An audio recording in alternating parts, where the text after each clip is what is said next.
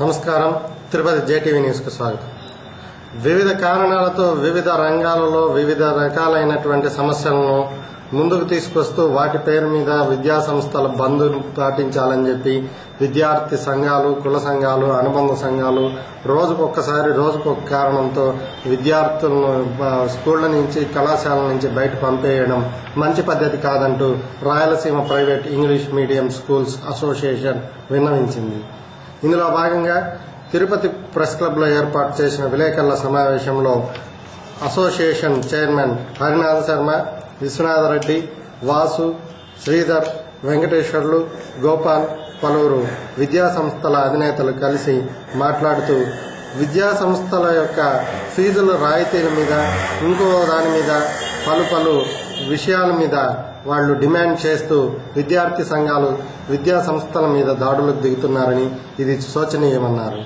ఏదైనా ఉంటే విద్యా సంస్థల యాజమాన్యాలతో చర్చలు జరిపి వాటికి సంబంధించినంత ప్రత్యేకమైన నిబంధనలు పాటిస్తూ వాటికి కావాల్సిన సమస్యలను సామరస్యంగా పరిష్కరించాలే తప్ప విద్యా సంస్థలపై దాడులు చేయడం శోచనీయమని వాళ్ళు ఖండించారు. పోటీ పరీక్షల్లో ఉన్న స్థాయికి వెళ్ళాలని చెప్పేసి మేము చాలా పక్కగా ప్లాన్ చేసుకుని చదువు చెప్తున్నప్పుడు ఇలాంటి సంస్థలు చోటు చేసుకోవడం అనేది చాలా బాధాకరమైన విషయం.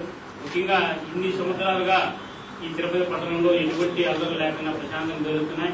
ఈ సంవత్సరం స్కూల్ నుంచి 10 రోజులు అవుతుంది. 10 రోజుల్లోనే ఇప్పుడు 2 రోజులు ఈ స్కూల్ బంధువులు పిలిపించారు. సుమారు 20 విద్యార్థి సంఘాలు ఉన్నాయి. ఇంతే వీళ్లలోనే అనేక రకాలైనటువంటి కుల సంఘాలు ఉన్నాయి.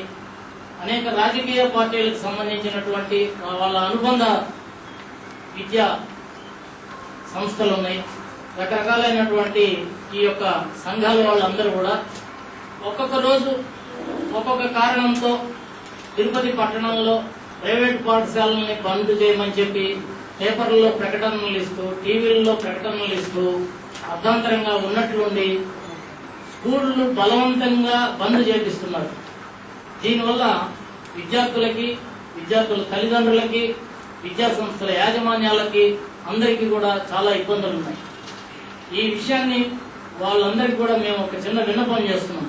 ఏమంటే మా ఇంగ్లీష్ మీడియం స్కూల్స్ అసోసియేషన్ ప్రతినిధులతో కనుక వాళ్ళు మాట్లాడి, ముందుగా అన్ని సంఘాల వాళ్ళు మాట్లాడి సహేతుకమైనటువంటి కారణాలు ఏమైనా ఉంటే వాళ్ళకి మేము కూడా మద్దతు తెలుపుతాం.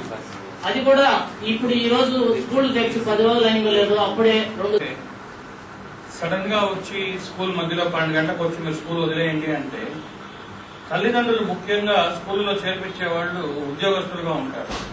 వారు ఏదో ఒక ఏర్పాటు చేసి స్కూల్ పంపిస్తారు. సడన్ గా 12 o'clock వచ్చి మీరు నిర్దాక్షిణ్యంగా పిల్లల్ని పంపించేయండి అంటే ఆ పిల్లలు ఎక్కడికి వెళ్తారు? వ్యాన్, బస్సు మేము పంపిస్తాము. స్టాపింగ్ లో తల్లిదండ్రులు వచ్చి పికప్ చేసుకుంటే వాడి బిడ్డ ఇంటికి చేరుతాడు. స్టాపింగ్ లో పిల్లల్ని పికప్ చేసుకోకపోతే ఆ పిల్లల భవిష్యత్తు ఏముంది? ఎల్కేజీ పిల్లల్ని ఖచ్చితంగా వాళ్ళ తల్లిదండ్రులే వచ్చి తీసుకెళ్లారు. వాళ్ళు ఒక పద్ధతి ప్రకారం 4:30 గంటలకు స్కూల్ మూసినప్పుడు వస్తే వారిని పంపించడమే స్కూల్ యాజమాన్యాలకు చాలా కష్టంగా ఉంది. ఎవరన్నా బయట వాళ్ళు వచ్చేస్తున్నారా అని చెప్పి కళ్ళలో వెతులు పెట్టుకుని నేను జాగ్రత్తగా పంపించుకుంటున్నాను.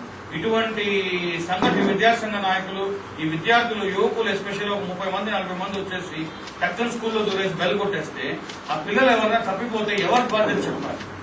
ఎవరు జవాబు చెప్పాలని మాత్రం నేను ప్రశ్నిస్తున్నాను. వాటిని ఏదైనా జరిగిందంటే యాజమాన్యం మీదకి వస్తుందే కానీ వాళ్ళకి సంబంధం లేదు. వాళ్ళు ఎవరో అడ్రస్ మాకు లేదు. సో చాలా రిస్క్ ఇది.